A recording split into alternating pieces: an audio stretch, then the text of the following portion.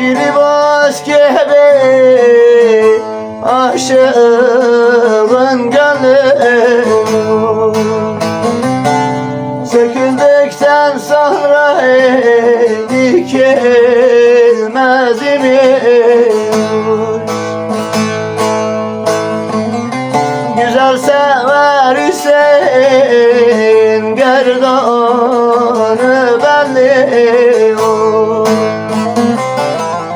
Her güzelin kahre çekilmez imiş, çekilmez imiş, çekilmez imiş, çekilmez imiş. Kardeş her güzelin derdi çekilmez imiş, çekilmez imiş, çekilmez imiş. Kardeş çekilmez imiş.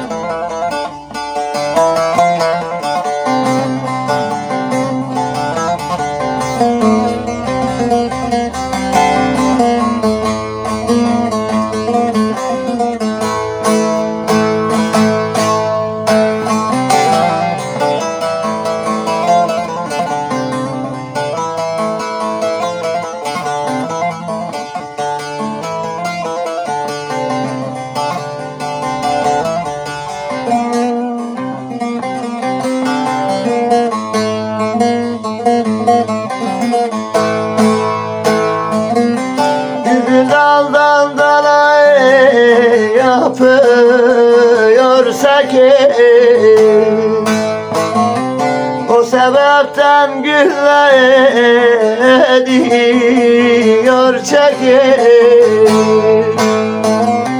Aşkın iğnesiyle dikilen dikiş, kıyamete kadar sökülmez imiş, sökülmez imiş, sökülmez imiş, sökülmez